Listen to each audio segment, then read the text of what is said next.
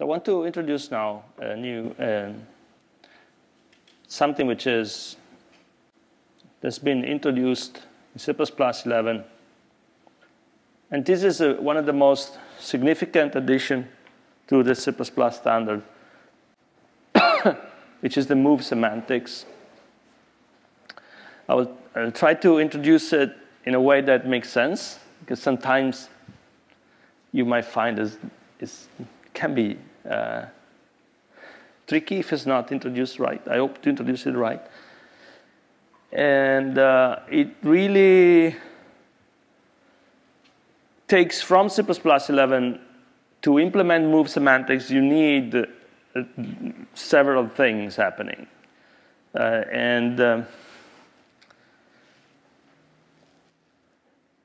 It's called semantics because it actually is not just syntax, right? So in some places, it really makes your classes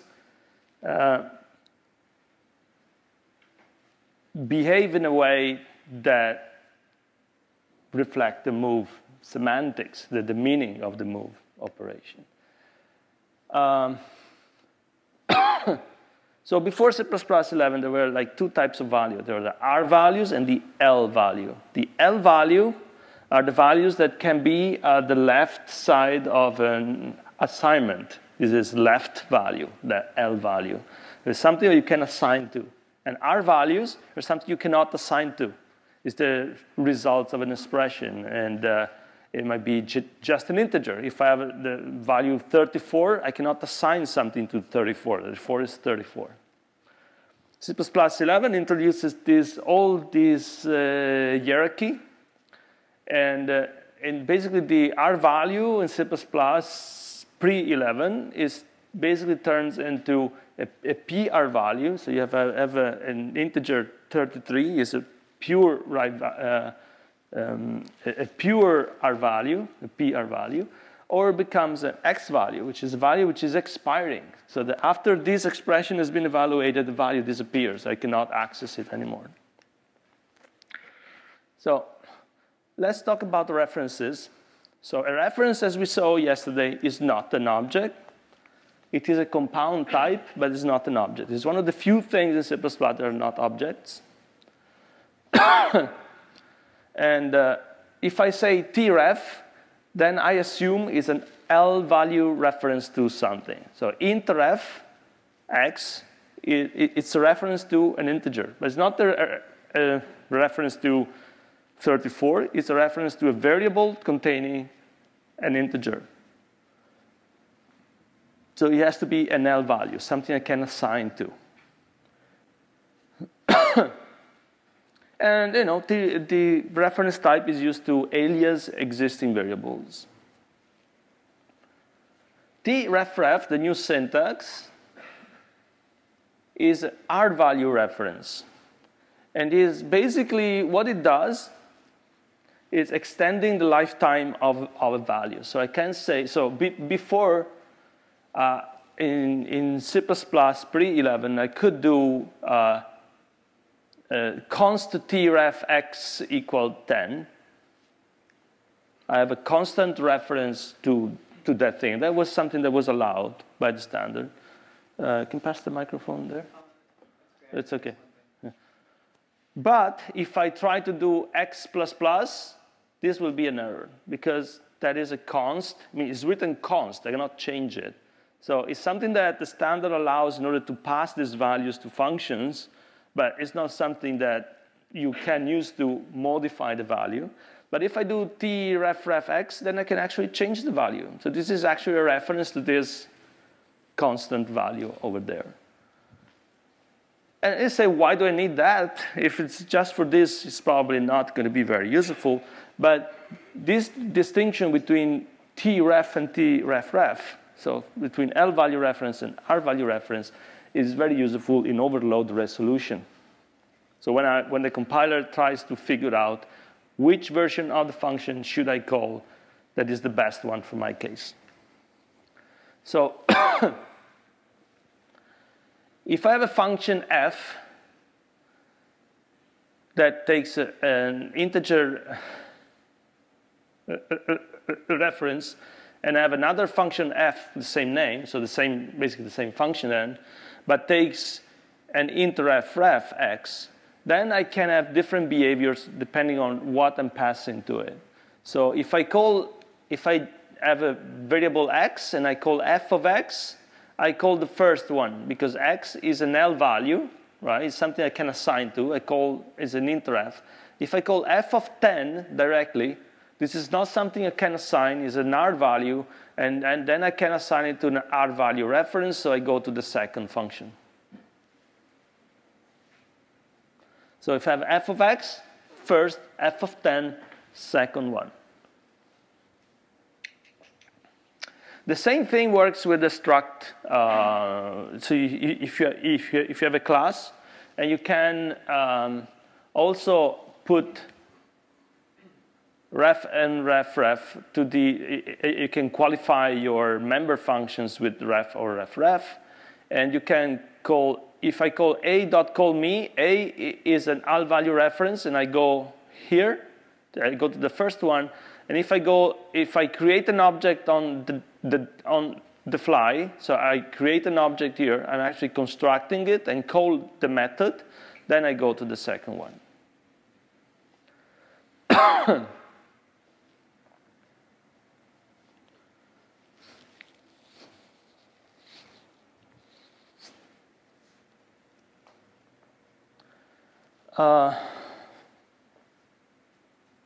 Yeah, I can go later on that. So now I have this way of distinguishing. Yeah, can you, Alberto? Yeah, so it's not clear to me the second function of int, the one that takes the right-hand reference. I mean, this is returning like a copy of x. Yeah, because I mean, it returns a copy, right? It is a reference, in principle. So yeah, the argument what you get is a reference, right? But what is basically a reference, but it's a reference to something that cannot be accessed anymore, right? So it's basically the same. You don't see the effect of that copy, and actually, it's not copied. It's actually moved there. So it's like so let's say if I say int x equal f10, then x would take a value. I mean, x will be 10. X right? will be 10. Yeah, x will be 10, and this will be an L value of that. X is an L value, so it's something you can assign to. If I take x and say x plus plus, it'll become 11. It's like here. See, if I take txx equal 10, and then I say x plus plus, x becomes 11. You're basically taking the value 10 and making it into something which is something that has an extended lifetime. You can actually address it.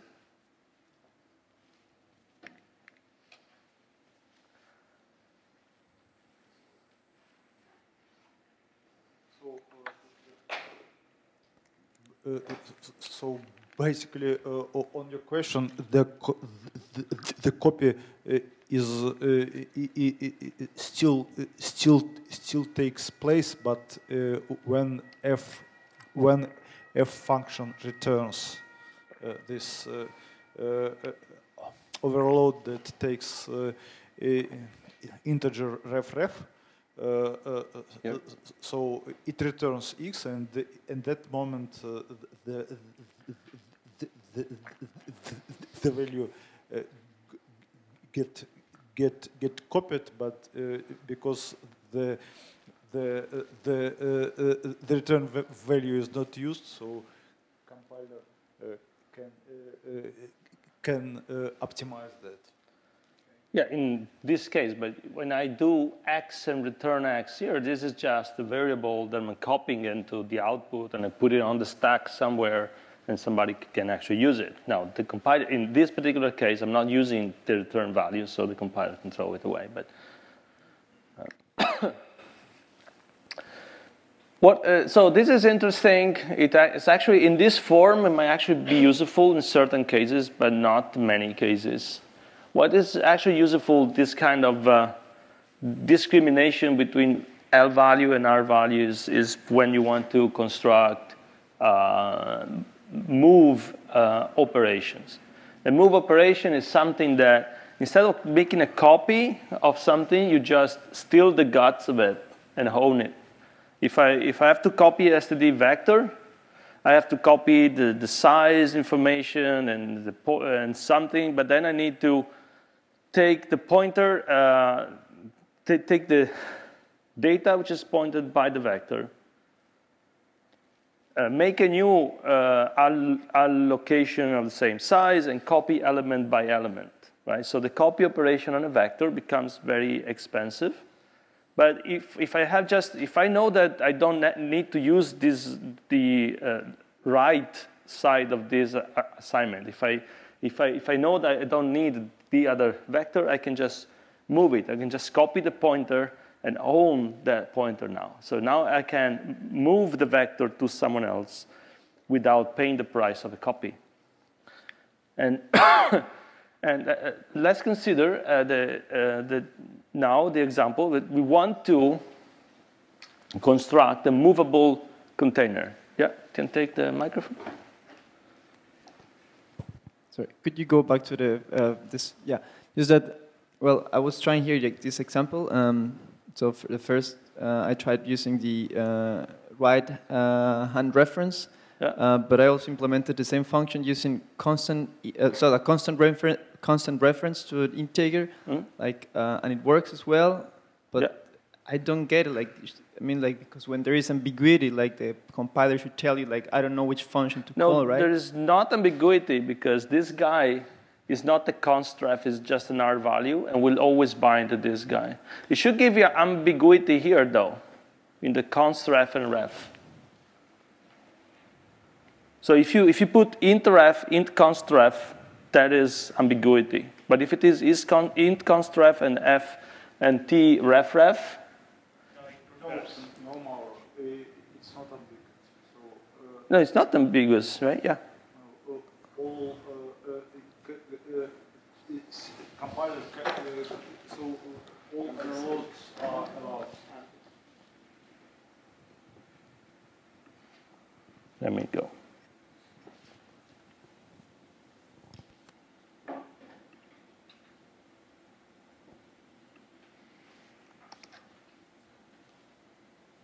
If you implement a third option with constant int reference. Yeah.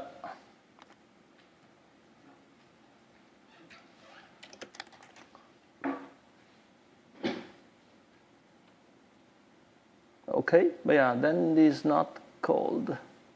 I print a little message and when you call the function, and for me it works for both cases. Oh yeah, there's the.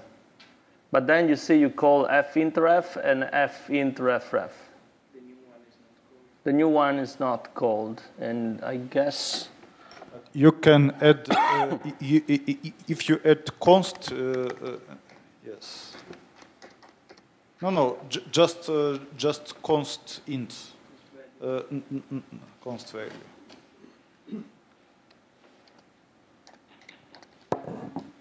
Ah.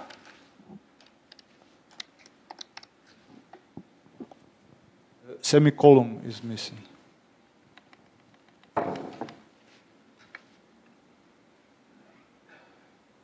Okay, now it goes to the const, yeah.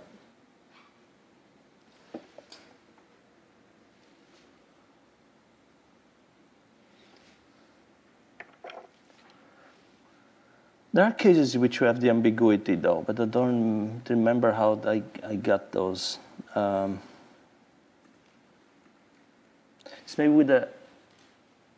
No, okay. Just you have, if you have these guys.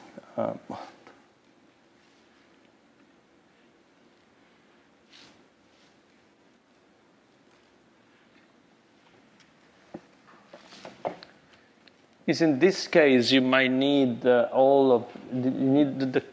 for member function you need to have the const ref. You have the const. You can put const ref and ref. You might need all of three. Yeah, this. But I would not bother with these details. Really, it's never. I mean, it might happen that you get this thing, but it's really not meant to be used in this way. You can use it this way, but then you will figure out what to do when you have the problem. Can you explain the first, the call me, the first one actually? Yeah. Because I just don't get it. What's the ampersand doing? Let me explain the mental model for methods. I think this will explain everything.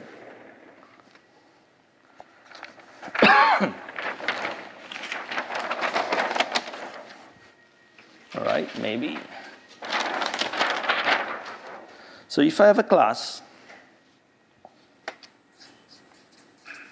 the class A, say public to be correct, and I want a method, I want a member function, and a member function is something that is a void and called foo, and takes an integer, and well, does nothing. Okay, this is a member function of my class. Takes an integer, it doesn't do anything. What the compiler does is to create a function, just a regular C function somewhere, which has the following signature. First of all, the name is different. The name becomes something like this. Now, it will have be some name with you know, as we saw with strange things around, but something that is equivalent to this, and the return void, and it takes an A pointer, this, and an integer parameter, right? And the body is still the same body of this one. Yeah. Only in Python it is explicit, right? In Python you have to put self explicitly in your member function. In C++, in Java, whatever, it will be implicitly put so. So the compiler will do this for you. When you put something here, it will be, this is the qualification of this guy. So if I say that my function is void foo int const,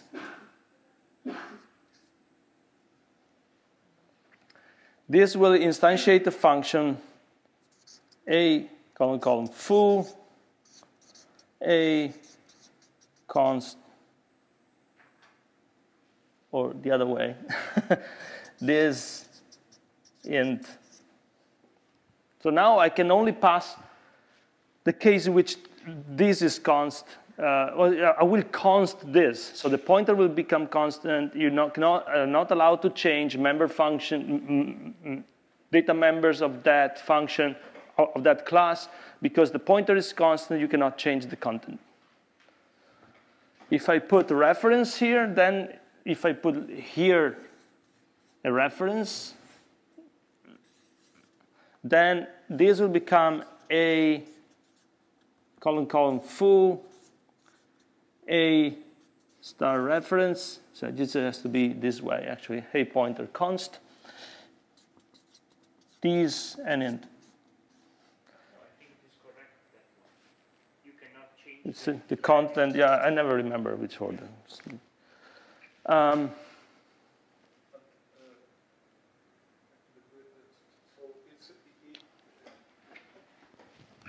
You shouldn't place references there because, well, it's a C function. It doesn't have reference. No. No, before. I don't know. I don't. No, it doesn't matter. But just at that point, all references are converted to pointers. Yeah, sure. I mean, what I want to convey is the fact that you call, if you put a ref there, you're qualifying your first argument to the class, to the member function, to the case in which your object is an L value. If you put the ref, you have something like double reference here. So it will bind to an object which is an R value, an R value reference. So when I create A, in this case, when I create this one, this A default constructed, this is what is called an expiring value. It's just a temporary value. I cannot access that thing after this line. So after this line here, I cannot access this thing. It doesn't have a name. I don't know. I cannot do anything with it. This is an expiring value. It's something that will go away after that instruction. It is considered an R value, basically. And so it is an R value. It will bind to the case in which the first argument of this call me, the real argument of call me, is actually an R value reference. And then you will call this one. So in this case, you call this one. And in this case, this is A. It has a name. It is an L value. And will bind the one that has that one. And yeah, does this answer the question? Yeah. Thank you. On the left example, if in the function I will use ++x, the first one will fail. It won't compile. No, everything works fine. I tried, and if I do this here,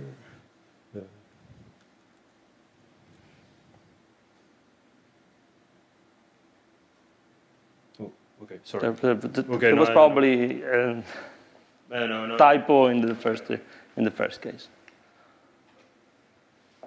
So let's go see how this thing should be used, right? Why do you want to use this thing? You want to construct a movable container, a container that can be moved without paying the price of the copy. So we have a struct movable. We want to have a pointer to some storage, and then we want to store the size, right? Pointer and size, very easy. When I construct my movable with the size S, I will instantiate a new pointer on the heap with the size S, and then I will set the size to the size, period. Then if I want to copy my container, well, what I need to do is to take the other size and I copy. So I copy from other, I take the other size, I instantiate a new pointer, right? I instantiate a new storage of size S, and then I copy, it is std copy from the other pointer to the other pointer plus size, and I copy into my new pointer. So I copy element by element, all the integer. This is the copy operation. So the other object is still valid, it still exists, it's still allocated, still accessible, but now I have a new copy, which has the same content, right? But it's a new object, it's distinct from this other object. Now, if I want to do the copy, this is the signature. I have to movable, and then movable by R value reference, and then other. Then I can simply say, the new pointer is the other pointer, and the new size is the other size. And then I also need to do, the other pointer will be the null pointer. Is no longer valid, and the other size is 0. So I, in fact, stolen the content of the other class and set the other class to an empty container.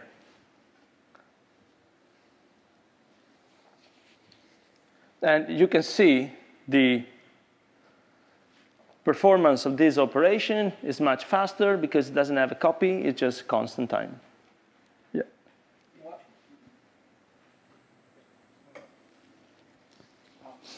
Why do you even need to reset the order? Because it's not supposed to be even accessible, no? Good question. And my next question was, why do I need to set the other? Any idea? Okay, let's move. So this is the overload that defines the move constructor. Now, still in the guts, but we need to leave the other object consistent. In this particular case, it is actually important because we have the other object had allocated something on the heap. So do we need a destructor for this class? Do we need to take care of cleaning up? The answer is yes, because there is heap allocated memory. If you don't release the memory after the object is destroyed, you will have a memory leak. So you need to destroy this object. You need to free the memory. You need to delete the memory that you located. Now, if the other object is going to be destroyed, because anyway it's been moved, I don't need it, I will destroy it. If I don't set the pointer to null pointer, it will go to the destructor and free the memory with the same pointer. And then when I destruct this one, I will have a double free. Or if I try to access, I can get segmentation fault. So I need to set the other object to a valid state, to something which is still consistent, because sometimes I move, but I don't destroy. Sometimes I move, but I keep the object around. So, of course, the performance is incomparable. So you need to copy n elements instead of just copy few data items. Then when I call it, I can go movable, and then I can say z movable to 100. And I say, this is a temporary unnamed object. Right? I'm making it out from the void, just making this object up. And then I will basically move it inside Z, even though the compiler can do things here. But if I want to take Z and I want to move it, I can do it. I can move Z directly by using std move. So, but Z is an L value reference, right? So I cannot move it. I cannot go here with Z because Z exists. Z is an L value. So I need to make Z into an R value. So I need to call Z move Z, std move Z. Std move Z is just a kind of empty function that returns some that change the types basically of Z to make it look like it is an R value reference. And then this guy will actually go and call the move constructor of U. So U is constructed by moving. And the question, do we need a destructor? Yes, we need a destructor for this class.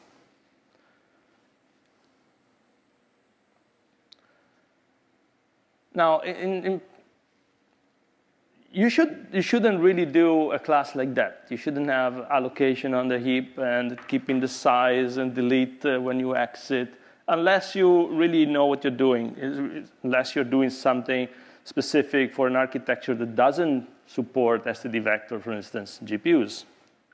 If you're dealing with GPUs, you probably have to do something like that if you don't find another library that does it.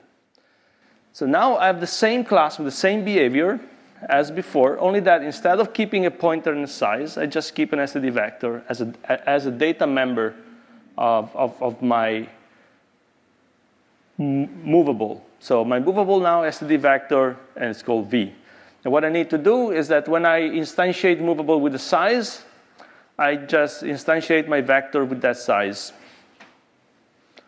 When I need to move, I take other, and I said std move other into this. And when I copy, I just call the other copy constructor. What's interesting is that since other here has a name now, so inside my function, I can reference to other. It has an address. I can access it. I can change it. Then I need to explicitly take other. I need to explicitly move the thing.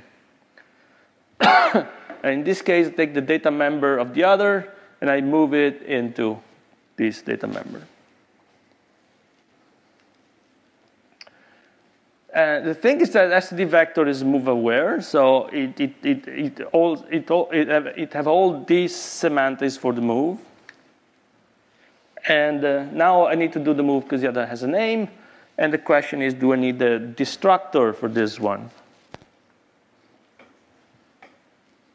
Yeah. Do I need to define both the move constructor and copy constructor, or the default one? Yeah, the default one are actually enough in this case, and we show this thing later. Yeah. So do I need a destructor for this class? It's not, because when I destruct this object, the std vector is destroyed automatically as a. Basically, the automatic destructor will work as fine. You don't need to have a destructor for this.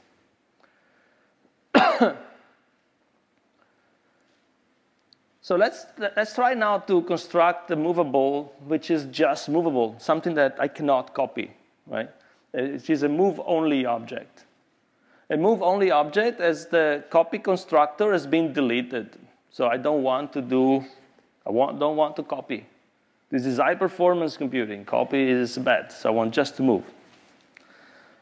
Now, you shouldn't do that. There are few cases in which you want move-only stuff, like std unique pointer, stuff like that, but that we will see later. But in case you want to provide an object which is move-only, you cannot copy, you can only move, then you can delete the move constructor, the copy constructor, and just keep the move. So now we take our main, we take a movable z, and you create a movable of 200, and you assign to z, you show the size of z, z.v.size, you take z and you move it into u, and then you show the sizes of z and sizes of u after you move. If you run this code, and we put some side effects into our constructor to see what happens. So we see the construct when it is constructed from the size, and we see move when the move constructor is called. And so we can see what happens in the code. If I run, I see this output. And I see a construct. And then I print the size, 200. Then I see a move constructor happening. The z size is 0, and now the u size is 200. But I don't see the move here. This move constructor is not invoked. Why? Because the compiler says, I just instantiate this movable over z. Yeah. But strictly speaking, this code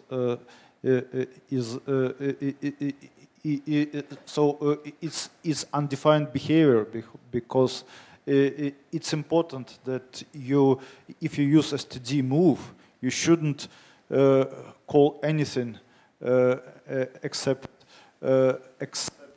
destructor for this. Strictly speaking, yes. And especially if you use std vector, so it's not your class, you don't know details, so strictly speaking, you shouldn't show, you shouldn't touch that. Yeah, it's a zombie object, basically. But it's if kind you... of dead. Yes, but sometimes it's good to check, because you know what's going to happen. So what happens here is like the move constructor is not called. Yeah? But so on the same point, then why the compiler doesn't even I'm going to the point. The compiler does it because it doesn't see any difference. Why does it do the move? It's just doing this, just instantiate it. It's just copy move elision and just instantiate z. So when is move actually instantiated? When does move happens? If I remove all my constructor, my move and copy constructor, I just need my basic constructor, the code actually works. Right? Because the automatic constructor will already do the right work. But if I do, now I put all my constructors there, and I put side effects in all of them. And I now have a movable W, and I want to have, I don't have a copy. No, I have a copy constructor here. I take a Z and I copy into W. So I should see the copy constructor happen. If I run it, I still don't see the first move. And I see a copy for the W and the move constructor of this guy here. And the copy, again, didn't happen. It didn't even copy, right? That's the idea. It didn't copy. It didn't move. It just constructed the object in place where the object should be. There is no difference here. The idea is that, so yeah, let me expand a little bit more. Now I want to delete the move constructor and delete the copy constructor because they're not called. And I just keep this movable 200 into Z. And since this thing is not called, I don't need those functions. I can delete this function and see what happens. And here you have a compiler error. I say I cannot run this because I don't know, there is no move constructor. So before there was a move constructor and it was not calling it, I deleted it and it's complaining that there's no move constructor. What the hell is going on with this bipolar compiler? Well, this is where the move semantics comes in, right? There is semantics implication. It's like if you have the move constructor, your object has to support a move. Has the syntax that is like a moving. This like copying or moving this guy into Z. It has to happen because I wrote it that way. But the compiler can construct directly there. If I explicitly delete those constructors, I'm saying this cannot happen. This syntax is not valid. And so you cannot write it. Even though you don't call that function, you still need to tell, this is the meaning of the code I'm writing. This is the semantics I'm putting. And this, I think, is the reason why it's called the move semantics. It's just not syntax. We are used in C and C to basically see the syntax of the language as a way to implement our tricks. And in this case, we're starting seeing that that there is some semantics rule. If you put side effects in your constructors, you want to count how many objects has been constructed, for instance, or you want to print out something, you want to do some accounting for your objects, is not guaranteed to happen. So if you put a side effect in the move constructor, it might not happen.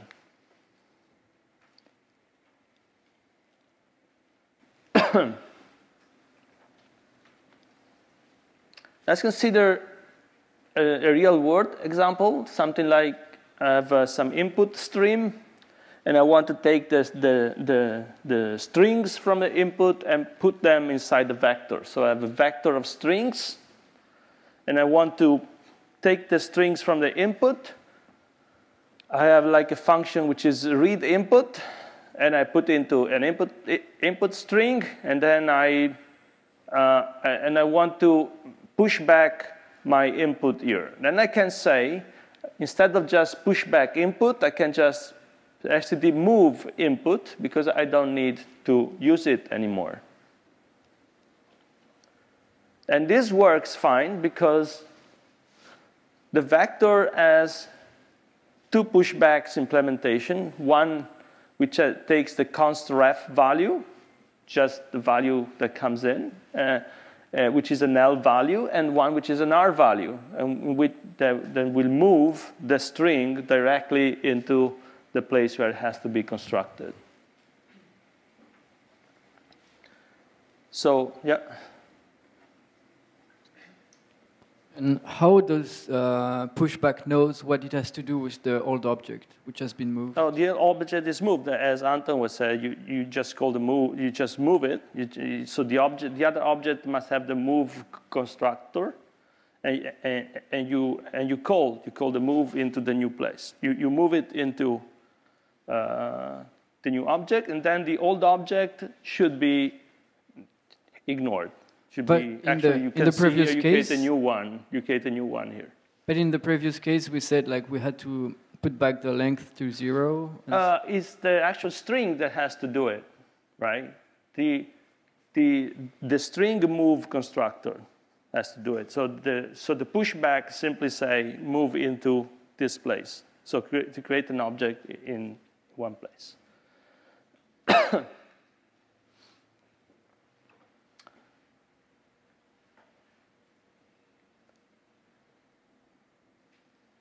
So again, if we want to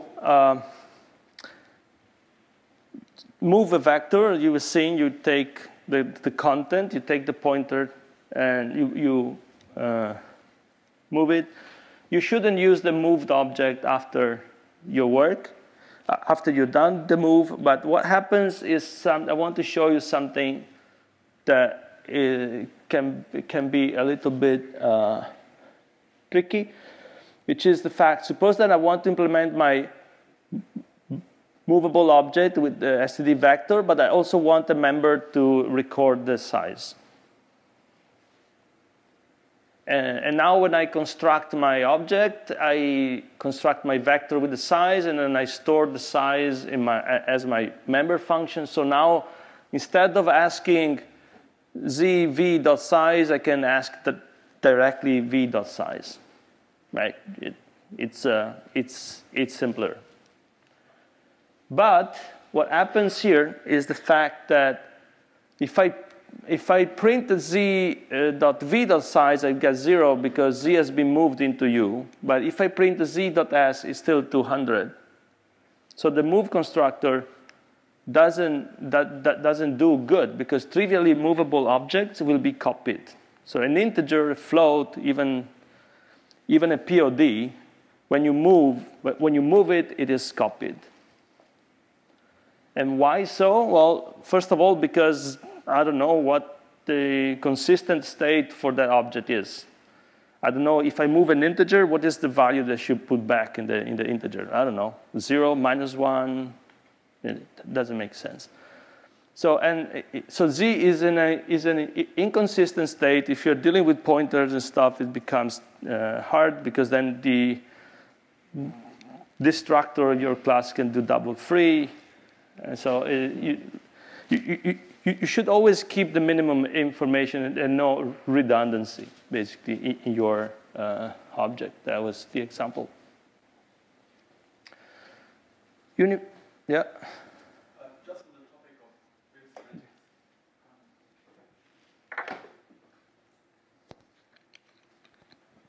My understanding is that outside the standard library types, you as the implementer of a class have complete freedom as to what you do on the moved objects.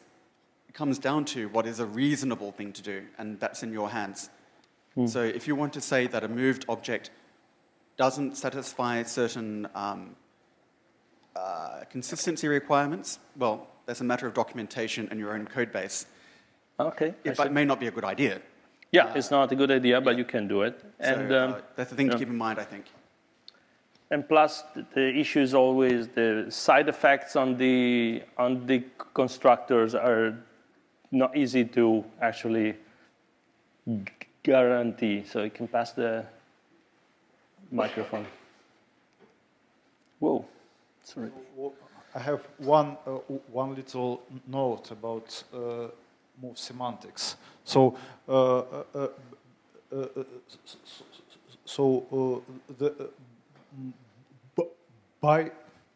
by definition, the R value R value reference is something that doesn't have a name, that is completely temporary, and there is a contradiction. So if you have already named the variable with the 2 ampersands, it do have a name, and and that's the reason why the language need this std move. So it's you just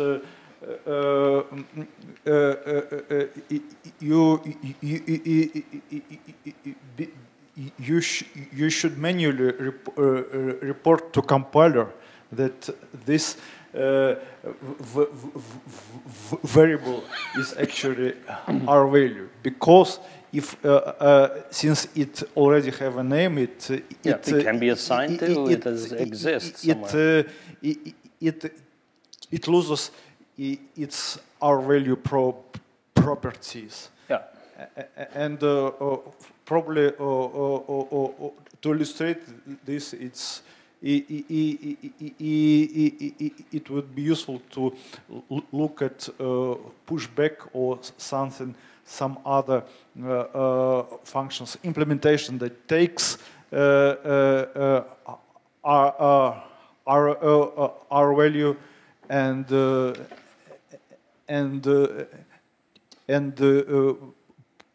passes to another function, for example. Yeah, I haven't set up this project in the proper way, so I cannot search it quickly. I need to go. Let's see if the. But anyway, we, for example, we can just we already have this movable object in your presentation and example. If we try to delegate pushback, yes, and the 2 forms of it, what should we do? So. Okay. So. For example, if we. So we are here. Do the pushback. Microphone is not on. For example, if we try to implement, I'll write here. If we try to implement. If you're talking about the std forward, I have slides later on. Not exactly. Okay. So just about. Let's put it under the light. Say we want we're in our movable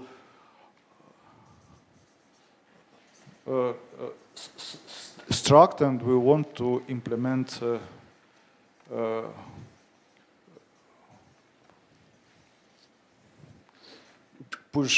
pushback version that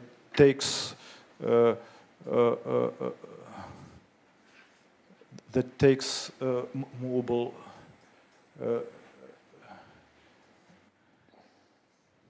object, and we have our implementation that is vector. Let's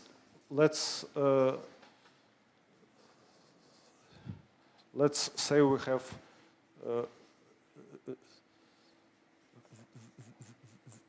vector of strings as an implementation, and then we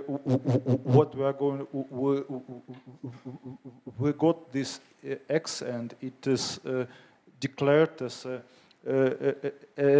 a R value, and what we should do is to delegate it to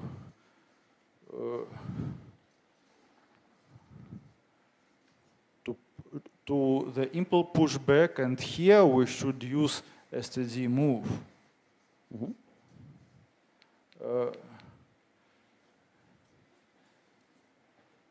So and so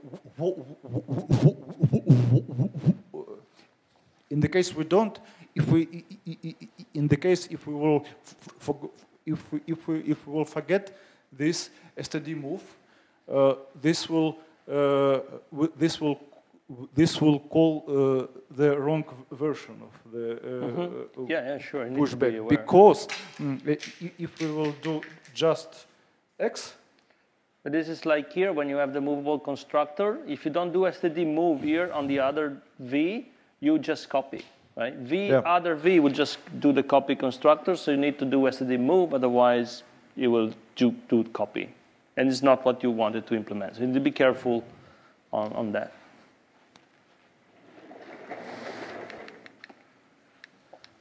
But what happens when we put trefref in a template function? Oh, this is, so if I have a function foo that takes a type name t, and I say trefref x, and I want to ask here, what is the type of x? Is same decal type, I need to put there something which is equal to the type of x. If I pass, I can pass foo int, I can pass explicitly a reference to I, or I can pass 42. What happens? Well, I'm going to answer the question for you because this is tricky. This is called, sometimes referred to universal reference. It's basically the code transformation is if I pass a reference to the type t, so if t is a reference type, this trefref becomes a tref. If I'm passing an R value reference, then trefref, basically you have to do the string substitution, right? Suppose that t is an R value reference, and then I append this refref again, right? I append refref to the type, then I get an R value reference. Otherwise, in all other cases, I will have just references. So in this case, it means that I will call this will be int refref only for foo42. In all other cases, it will be int ref. So the type of that guy will be reference. I think I have some examples of this, but I would like to. I have only 4 slides, so maybe you can just finish this one and then go on the break and then expand later when we need. But this is how the template substitution works. It's a special idiom, right? I have t and I have trefref. In this particular case, the substitution works that if I pass an R value reference, I have an R value reference, otherwise I have just a reference.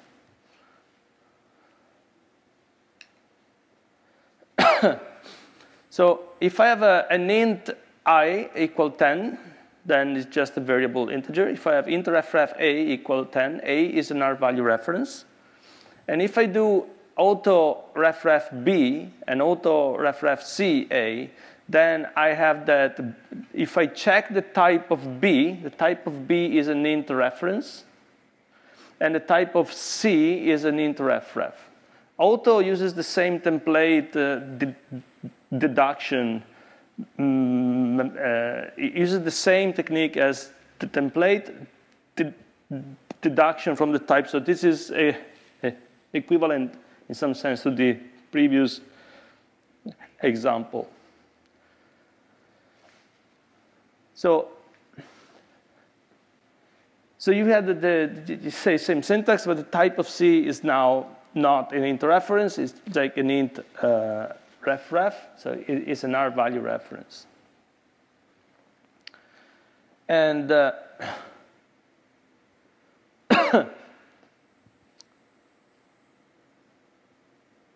and this is just a syntax. So if I have a class X that is templated of tname, and I have my pushback that takes tname refref, and another one which is pushback with just the const reference, this will not undergo the problem with the universal reference. Now, tname is already, should be also tname here in the pushback. I don't know why I call it tname, but that's Actually, let's do like this. Oh yeah, because I didn't want to spoil the pattern. But anyway, it just stands like this. So if I define the type name T of my class, this becomes now, this is not going under the rule of this universal reference, because T now is given. When I instantiate that function, I know T is an integer. It's a string. And then will come int ref and string ref. It's not T ref. If I do like this now, if I'm my class X and I template the pushback function, this undergo the problem with the universal reference. So this is just kind of idiomatic in the sense that here it has to be, this type T has to be the same type T here.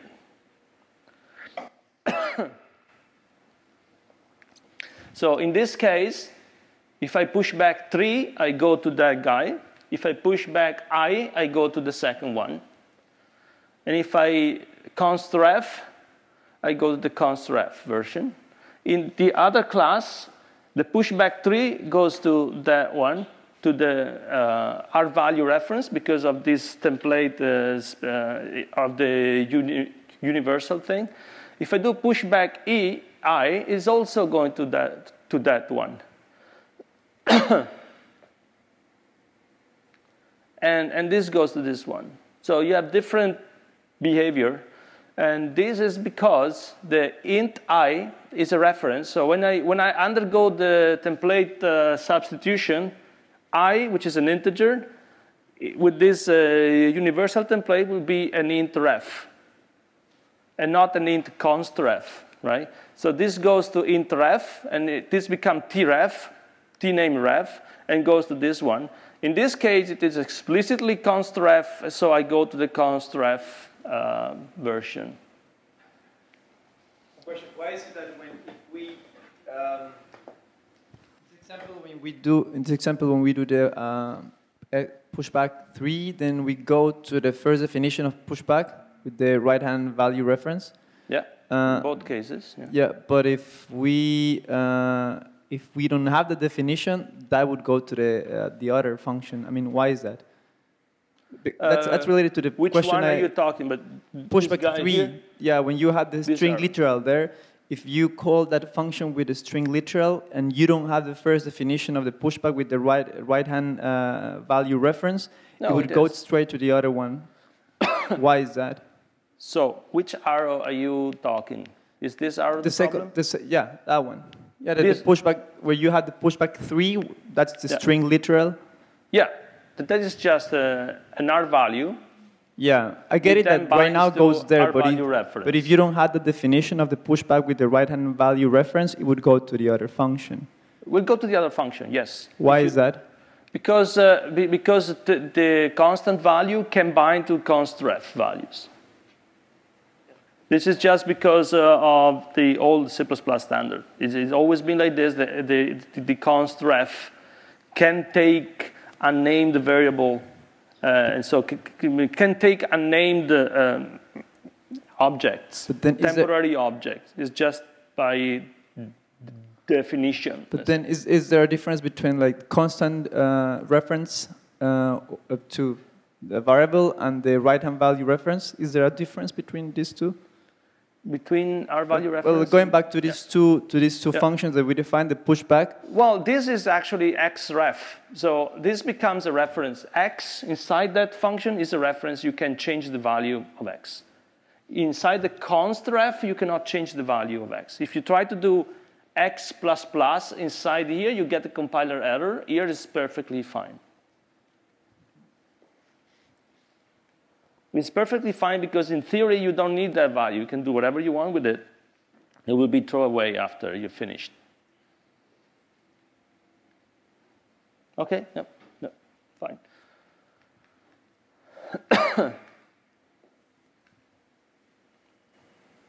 Just passing to forward. What is for? So we see that if this is an R value reference, you need to call move. But if it's not the move, if you're using the universal reference here, X can be of type reference, or it might be an R value reference. So in this case, for instance, when I call f